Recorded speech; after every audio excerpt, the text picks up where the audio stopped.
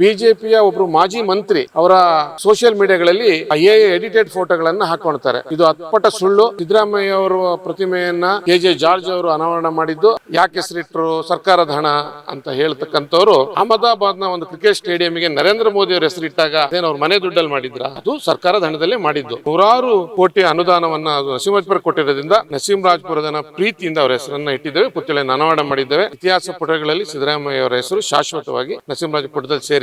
ನೀವು ಸಣ್ಣ ಆಗ್ಬೇಕಲ್ವಾ? ಅದು ಒಂದು ಉತ್ತಮ ಆಹಾರದಿಂದ ಸಣ್ಣ ಆಗ್ಬೇಕಲ್ವಾ? ಪ್ರತಿದಿನ ನಮ್ಮ ಜೀನಿ ಸ್ಲಿಮ್ ನ ಯೂಸ್ ಮಾಡಿ ಯಾವುದೇ ಸೈಡ್ ಎಫೆಕ್ಟ್ ಇಲ್ದಂಗೆ ನೀವು ಸಣ್ಣ ಆಗ್ತೀರಾ. ಇದೇ ತಿಂಗಳ ಏಪ್ರಿಲ್ 12ನೇ ತಾರೀಕಿನಂದು ಚಿಕ್ಕಮಗಳೂರು ಜಿಲ್ಲೆ ಎನ್ಆರ್ಪುರ ತಾಲೂಕಿಗೆ ಮುಖ್ಯಮಂತ್ರಿ ಸಿದ್ದರಾಮಯ್ಯ ಅವರು ಭೇಟಿ ಕೊಟ್ಟಿದ್ರು. ಆ ಸಂದರ್ಭದಲ್ಲಿ ಸೇತುವೆಗೆ ಅಂದರೆ ಸಿದ್ದರಾಮಯ್ಯವರ ಸೇತುವೆ ಅನಾವರಣ ಆಯಿತು, ಹಾಗೆ ಪುತ್ಥಳಿ ಅನಾವರಣ ಕೂಡ ಆಯಿತು.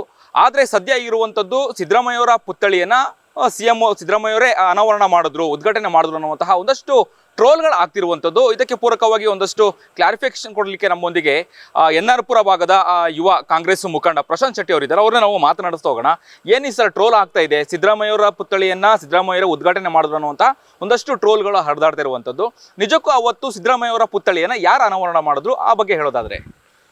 ಶತ್ರುವಿನ ಕೊನೆಯ ಅಸ್ತ್ರ ಅಪಪ್ರಚಾರ ಅಂತೇಳಿ ಇವತ್ತು ನರಸಿಂಹರಾಜಪುರ ಅಂತ ಮುಳುಗಡೆ ಪ್ರದೇಶಕ್ಕೆ ಸನ್ಮಾನ್ಯ ಮುಖ್ಯಮಂತ್ರಿಗಳಾದಂಥ ಸಿದ್ದರಾಮಯ್ಯವರು 3ನೇ ಬಾರಿ ನರಸಿಂಹರಾಜಪುರ ತಾಲೂಕಿಗೆ ಭೇಟಿ ಕೊಟ್ಟಿದ್ದರು. ವಿಶೇಷವಾಗಿ ಸಿದ್ದರಾಮಯ್ಯ ಅವರು ನರಸಿಂಹರಾಜಪುರ ಭಾಗಕ್ಕೆ ಕೊಟ್ಟಂಥ ಕೊಡುಗೆಗಳನ್ನು ನರಸಿಂಹರಾಜಪುರದ ಜನ ತಮ್ಮ ಹೃದಯದಲ್ಲಿಟ್ಟು ಸ್ಮರಿಸ್ತಾ ಇದ್ದಾರೆ. ಈ ಸಂದರ್ಭದಲ್ಲಿ ಸಿದ್ದರಾಮಯ್ಯವರು 13ನೇ ತಾರೀಕು ನರಸಿಂಹರಾಜಪುರ ಒಂದು ಭದ್ರಾ ಹಿನ್ನೀರು ಕಟ್ಟಿದಂಥ 38 ಕೋಟಿ ಸೇತುವೆಯ ಉದ್ಘಾಟನೆಗೆ ಬಂದಿದ್ದರು.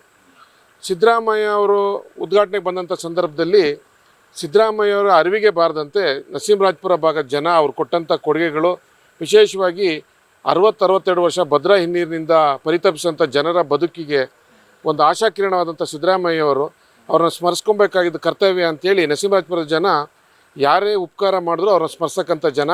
ಆ ದಿನ ಆ ಸೇತುವೆಗೆ ಸಿದ್ದರಾಮಯ್ಯ ಅವರ ಹೆಸರನ್ನು ಇಟ್ಟಿದ್ದು.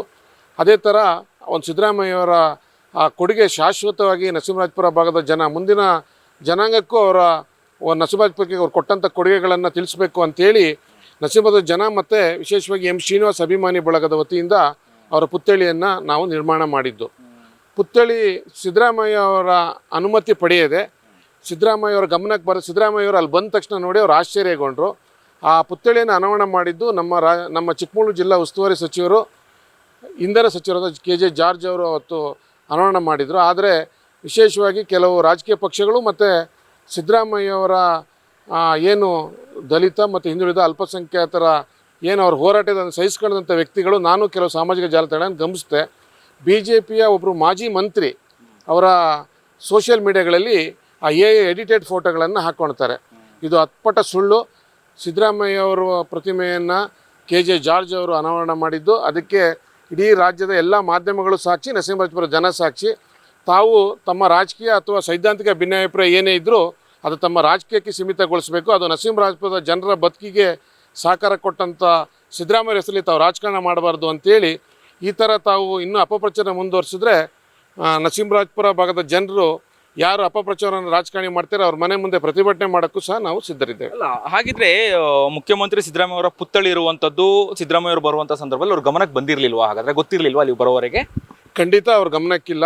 ನಾವು ಅವರ ಅನುಮತಿ ಕೇಳಿದ್ರೆ ಅವ್ರು ಕೊಡಲ್ಲ ಅನ್ನೋ ಕಾರಣಕ್ಕಾಗಿ ನಾವು ಅದನ್ನು ಮಾಡಿದ್ದು. ಯಾಕಂತ ಹೇಳಿದ್ರೆ ಅದು ಸಮಾಜವಾದಿ ಇರಲಿ ಅಥವಾ ಯಾವುದೇ ರಾಜಕಾರಣಿ ಇರಲಿ, ಜನರ ಪ್ರೀತಿಗೆ ಬೆಲೆ ಕೊಡಬೇಕಾಗಿದ್ದು ಪ್ರತಿಯೊಬ್ಬ ರಾಜಕಾರಣಿಯ ಕರ್ತವ್ಯ. ಹಾಗಾಗಿ ನಮ್ಮ ನರಸಿಂಹರಾಜಪುರದ ಜನರ ಪ್ರೀತಿಗೆ ಬೆಲೆ ಕೊಟ್ಟು ಅವರವತ್ತು ಸುಮ್ಮನಿದ್ರು. ನಾವು ಆತಂಕ, ನಮಗೂ ಭಯ ಇತ್ತು ಅವರೇನಾದರೆ ನಮಗೆ ಬೈಬೋದು ಅಂತೇಳಿ. ಆದರೆ ನರಸಿಂಹರಾಜಪುರ ಜನರ ಅವ್ರ ಮೇಲೆ ಇಟ್ಟಿರ್ತಕ್ಕಂಥ ಅಭಿಮಾನಕ್ಕೆ, ಪ್ರೀತಿಗೆ ಬೆಲೆ ಕೊಟ್ಟು ಅವ್ರು ಸುಮ್ಮನಿದ್ರು. ಅವರು ದೂರದಿಂದನೇ ನೋಡಿ ಹೋಗಿದ್ರು ಬಿಟ್ಟರೆ ಅವ್ರ ಹತ್ರಕ್ಕೆ ಸತ ಬಂದಿಲ್ಲ. ಅದಕ್ಕೆ ನರಸಿಂಹರಾಜಪುರದ ಜನ, ನಮ್ಮ ಪಕ್ಷದ ಎಲ್ಲ ಶೃಂಗೇರಿ ಶಾಸಕರ ಆದಿಯಾಗಿ ವಿಧಾನ ಪರಿಷತ್ನ ಮಾಜಿ ಸದಸ್ಯರು, ಕರ್ನಾಟಕ ಪ್ರವಾಸನ ಅಭಿವೃದ್ಧಿ ನಿಗಮದ ಅಧ್ಯಕ್ಷರು, ಆ ಸೇತುವೆ ಆಗಲಿಕ್ಕೆ ಪ್ರಮುಖ ರೂವಾರಿಗಳಾದ ಶ್ರೀನಿವಾಸ್ ಅವರು ಸಹ ಉಪಸ್ಥಿತರಿದ್ದರು. ಹಾಗಾಗಿ ಈ ಥರ ಸುಳ್ಳುಗಳನ್ನು ಅಪಪ್ರಚಾರ, ಎಡಿಟೆಡ್ ಫೋಟೋ, ಈಗ ನಾವು ಎಡಿಟೆಡ್ ಫೋಟೋ ಮಾಡಿ ಸುರೇಶ್ ಕುಮಾರ್ ಅವರ ಪ್ರತಿಮೆ ಮುಂದೆ ಕೈ ಮುಗಿದಿಲ್ತ ಫೋಟೋಗಳನ್ನು ಮಾಡ್ಬೋದು. ಆದರೆ ಫೋಟೋಗಳನ್ನು ಅದನ್ನು ಅರಿಬಿಡ್ತಕ್ಕಂಥದ್ದು, ಒಬ್ಬರು ತೇಜೋದಯ ಮಾಡ್ತಕ್ಕಂಥದ್ದನ್ನು ಅದು ರಾಜಕಾರಣದಲ್ಲಿ ಸರಿಯಲ್ಲ. ಅದು ನೀವು ಇನ್ನೊಬ್ರಿಗೆ ಮಾಡಿದ್ರೆ ನಿಮಗೂ ಇನ್ನೊಬ್ರು ಮಾಡ್ತಾರೆ ಅನ್ನೋ ಒಂದು ಪರಿಜ್ಞಾನ ಇಟ್ಕೊಬೇಕು. ಈಗಾಗಲೇ ನಾನು ಗಮನಿಸಿದೆ, ಸುರೇಶ್ ಕುಮಾರ್ ಅವರು ತಮ್ಮ ಅಧಿಕೃತ ಖಾತೆಯಲ್ಲಿ ಬಹಿರಂಗ ಕ್ಷಮೆ ಕೇಳಿರೋದ್ರಿಂದ ಈ ವಿಷಯ ಅವ್ರಿಗೆ ತಪ್ಪಾಗಿದೆ ಅಂತ ಅವರೇ ಕೇಳಿರೋದ್ರಿಂದ ಆ ಥರ ಮಾಡಿದಂಥ ಎಲ್ಲರೂ ತಮ್ಮ ತಮ್ಮ ತಪ್ಪಿನ ಅರಿವನ್ನು ಮಾಡ್ಕೊಬೇಕು. ಯಾಕಂತ ಹೇಳಿದ್ರೆ ಇನ್ನೊಬ್ಬರು ತೇಜೋವಧೆ ಮಾಡ್ತಕ್ಕಂಥದ್ದು ಸಣ್ಣ ವಿಷಯ ಅಲ್ಲ. ಹಾಗಾಗಿ ಅವರಿಗೂ ಒಂದು ವೈಯಕ್ತಿಕ ಗಾಂಭೀರ್ಯತೆ ಇದೆ. ಈ ರಾಜ್ಯ ಕಂಡಂಥ ಅಪರೂಪದ ರಾಜಕಾರಣಿ ಅವರು ಅಂತ ಹೇಳ್ತಾ ಮುಂದಿನ ದಿನಗಳಲ್ಲಿ ಅವ್ರ ಬಗ್ಗೆ, ಅದು ನರಸಿಂಹರಾಜಪುರದ ಬಗ್ಗೆ ಅವ್ರು ಕೊಟ್ಟಂಥ ಪ್ರೀತಿ ವಿಶ್ವಾಸಕ್ಕೆ ಇಡೀ ನರಸಿಂಹರಾಜಪುರ ಜನ ಚಿರಋಣಿಯಾಗಿದೆ. S, okay. ಇನ್ನು ಬಹಳ ಮುಖ್ಯವಾಗಿ ಎನ್ನಾರ್ಪುರ ತಾಲೂಕಿನ ಹೊನ್ನೆಕೊಡಿಗೆಯ ರಸ್ತೆಗೆ ಎಡೆಹಳ್ಳಿ ಅನ್ನುವಂಥ ಹೆಸರು ಇಡಬೇಕು ಸೇತುವೆಗೆ ಅನ್ನುವಂಥದ್ದು ಮುನ್ನೆಲೆಗೆ ಬಂದಿತ್ತು. ಹೆಂಗೆ ಚೇಂಜ್ ಆಯಿತು? ಮುಖ್ಯಮಂತ್ರಿ ಸಿದ್ದರಾಮಯ್ಯ ಹೆಸರು ಇಡಬೇಕು ಅನ್ನುವಂಥದ್ದು ಯಾಕೆ ಮುನ್ನೆಲೆಗೆ ಬಂತು ಅನ್ನುವಂಥದ್ದು ಚರ್ಚೆ ಆಗ್ತಿದೆ.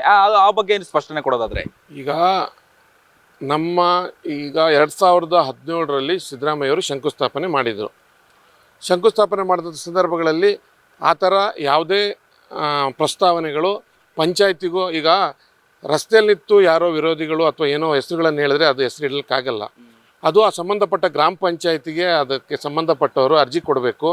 ಆ ಗ್ರಾಮ ಪಂಚಾಯತಿಯ ಸಾಮಾನ್ಯ ಸಭೆಯಲ್ಲಿ ಅದನ್ನು ಟರಾವ್ ಪಾಸ್ ಮಾಡಬೇಕು. ಸಿದ್ದರಾಮಯ್ಯ ಅಭಿಮಾನಿಗಳು ಶ್ರೀನಿವಾಸ್ ಅಭಿಮಾನಿ ಬಳಗದವರು ಅದನ್ನು ಪಂಚಾಯತಿಗೆ ಕೊಟ್ಟಿದ್ದಾರೆ. ಪಂಚಾಯತಿಯಲ್ಲಿ ಟರಾವ್ ಪಾಸ್ ಆಗಿದೆ. ಮಾರ್ಚ್ 24ನೇ ತಾರೀಕು ಟರಾವ್ ಪಾಸ್ ಆಗಿದೆ. ಅದು ಅಧಿಕೃತವಾಗಿ ಆಗಿದೆ. ಇನ್ನೂ ಬೇಕಾದಷ್ಟು ಕೊಡುಗೆಗಳನ್ನು ಕೊಟ್ಟಂಥ ಸಂದರ್ಭದಲ್ಲಿ ಎಡೆಹಳ್ಳಿಗೆ ಹೆಸರನ್ನು ಇಡ್ತಕ್ಕಂಥ ಪ್ರಯತ್ನವನ್ನು ಮುಂದಿನ ದಿನಗಳಲ್ಲಿ ಈಗಾಗಲೇ ನಿಲ್ಲಿಲ್ಲ. ಯಾಕಂದರೆ ಶ್ರೀನಿವಾಸ್ ಅವರು, ರಾಜೇಗೌಡರು ಈಗಾಗಲೇ ಬೇರೆ ಬೇರೆ ದೃಷ್ಟಿಯಿಂದ ಪ್ರಯತ್ನ ಮಾಡ್ತಾ ಇದ್ದಾರೆ. ಮುಂದಿನ ದಿನಗಳಲ್ಲಿ ನಮ್ಮ ಲೋಕೋಪಯೋಗಿ ಸಚಿವ ಸತೀಶ್ ಜಾರಕಿಹೊಳಿ ಅವರು ಸಮಾರಂಭದಲ್ಲಿ 50 ಕೋಟಿ ಸೇತುವೆಯನ್ನು ಘೋಷಣೆ ಮಾಡಿದ್ದಾರೆ. ಅದಕ್ಕೆ ಮುಂದಿನ ದಿನಗಳಲ್ಲಿ ಎಡೆಹಳ್ಳಿ ಸೇತುವೆ ಅಂತ ನಾಮಕರಣ ಮಾಡೋ ದೃಷ್ಟಿಯಲ್ಲಿ ನಾವು ಗಮನ ಹರಿಸ್ತೇವೆ. ಹಾಗಾಗಿ ಈಗ ಯಾಕೆ ಹೆಸರಿಟ್ಟರು, ಸರ್ಕಾರದ ಹಣ ಅಂತ ಹೇಳ್ತಕ್ಕಂಥವ್ರು ಅಹಮದಾಬಾದ್ನ ಒಂದು ಕ್ರಿಕೆಟ್ ಸ್ಟೇಡಿಯಮಿಗೆ ನರೇಂದ್ರ ಮೋದಿಯವ್ರ ಹೆಸರಿಟ್ಟಾಗ ಅದೇನು ಅವ್ರ ಮನೆ ದುಡ್ಡಲ್ಲಿ ಮಾಡಿದ್ರಾ? ಅದು ಸರ್ಕಾರದ ಹಣದಲ್ಲೇ ಮಾಡಿದ್ದು. ಅದು ಮಾಡ್ತಕ್ಕಂಥದ್ದು ಯಾರನ್ನೋ ಒಲೈಸಕ್ಕಲ್ಲ, ಅವ್ರು ಕೊಟ್ಟಂಥ ಸಮಾಜಕ್ಕೆ ಅಥವಾ ಅವರು ಆ ಊರಿಗೆ ಕೊಟ್ಟಂಥ ಪ್ರೀತಿ, ಅವ್ರು ಕೊಟ್ಟಂಥ ಕೊಡುಗೆಗಳನ್ನು ಸ್ಮರಿಸಲಿಕ್ಕೆ. ಯಾಕಂತೇಳಿದ್ರೆ ನನಗೆ ಗೊತ್ತಿದ್ದಂಗೆ ನರಸಿಂಹರಾಜಪುರ ಇತಿಹಾಸದಲ್ಲಿ 3 ಬಾರಿ ಅಧಿಕಾರ ಇದ್ದಾಗ ಬಂದಂಥ ಮುಖ್ಯಮಂತ್ರಿ ಯಾರು ನಾವು ನೋಡಿಲ್ಲ. ನರಸಿಂಹರಾಜಪುರ ಭಾಗದಲ್ಲಿ ಅದು ಕಡೇನಬೆಲ್ ಏತ ನೀರಾವರಿ ಯೋಜನೆ ಇರಲಿ, ಅಥವಾ ಯನ್ನಾಪುರ ಪಟ್ಟಣದ ರಸ್ತೆ ಅಗಲೀಕರಣ ಇರಲಿ, ಅಥವಾ ಹೊನ್ನೆಕೊಡಿಗೆ ಏನು ಸೇತುವೆ ಇದೆ, ಸಿದ್ದರಾಮಯ್ಯ ಸೇತುವೆ ಇದೆ, ಆ ಸೇತುವೆ ಇರಲಿ, ಈ ಥರ 100 ಕೋಟಿ ಅನುದಾನವನ್ನು ಅದು ನರಸಿಂಹರಾಜಪುರ ಕೊಟ್ಟಿರೋದ್ರಿಂದ ನರಸಿಂಹರಾಜಪುರದ ಪ್ರೀತಿಯಿಂದ ಅವರ ಹೆಸರನ್ನು ಇಟ್ಟಿದ್ದೇವೆ, ಪುತ್ಥಳಿಯನ್ನು ಅನಾವರಣ ಮಾಡಿದ್ದೇವೆ. ಹಾಗಾಗಿ ಇತಿಹಾಸ ಪುಟಗಳಲ್ಲಿ ಸಿದ್ದರಾಮಯ್ಯವರ ಹೆಸರು ಶಾಶ್ವತವಾಗಿ ನರಸಿಂಹರಾಜಪುರದಲ್ಲಿ ಸೇರಿದೆ. ಹಾಗಾಗಿ ರಾಜಕಾರಣ ಅಂದರೆ ಪರ ವಿರೋಧ ಚರ್ಚೆಗಳಿರುತ್ತೆ, ಬಟ್ ನರಸಿಂಹರಾಜಪುರದ ಜನ ಅವರನ್ನು ಸದಾ ಸ್ಮರಿಸ್ತೇವೆ. S, okay. ಇನ್ನು ಹೊಸದಾಗಿ ಗುದ್ದಲಿ ಪೂಜೆ ಆಯಿತು. ಎನ್ನಾರ್ಪುರ ಪಟ್ಟಣದ ರಸ್ತೆ ಅಗಲೀಕರಣದ ಕಾಮಗಾರಿ ಯಾವಾಗ ಪ್ರಾರಂಭ ಆಗುತ್ತೆ ಕಾಮಗಾರಿ ಅಂತೇಳಿ ಕೇಳ್ತಾ ಇದ್ದಾರೆ ಸಾರ್ವಜನಿಕರು, ನಿಮ್ಮ ಭಾಗದವರು. ಯಾವಾಗ ಪ್ರಾರಂಭ ಆಗ್ಬೋದು? ಈಗಾಗಲೇ ಅದಕ್ಕೆ ಟೆಂಡರ್ ಸಹ ಆಗಿದೆ. ಟೆಂಡರ್ ಫೈನಲ್ ಅಂತ ಆಗಿ ಟೆಂಡರ್ ಆಗಿ ವರ್ಕ್ ಆರ್ಡರ್ ಸಹ ಇಶ್ಯೂ ಮಾಡೋ ಅಂಥದ್ದಲ್ಲಿದೆ. ಸನ್ಮಾನ್ಯ ಮುಖ್ಯಮಂತ್ರಿಗಳು ಅದನ್ನು ಶಂಕುಸ್ಥಾಪನೆ ಮಾಡಿದ್ದಾರೆ. ಈಗಾಗಲೇ ಅದನ್ನು ಜನ ಭಾಳ ಕಾತುರದಿಂದ ಕಾಯ್ತಾರೆ. ಹಾಗಾಗಿ ಶ್ರೀನಿವಾಸ್ ಅವರು ಅದನ್ನು ಒಂದು ಕನಸಾಗಿ ನರಸಿಂಹರಾಜಪುರದ ಹುಟ್ಟೂರಿನ ಋಣ ತೀರ್ಸ್ತಕ್ಕಂಥ ಕನಸನ್ನು ಹೊತ್ಕೊಂಡು ಅವರು ಇದನ್ನು ಒಂದು ಸವಾಲಾಗಿ ತೊಗೊಂಡಿದ್ದಾರೆ. ಈಗಾಗಲೇ 50ಕ್ಕೂ ಹೆಚ್ಚು ಜನರ ಅಕೌಂಟಿಗೆ ಹಣವನ್ನು, ಅವ್ರ ಅಕೌಂಟಿಗೆ ಹಣ ಬಂದಿದೆ, ಪರಿಹಾರದ ಹಣ ಬಂದಿದೆ.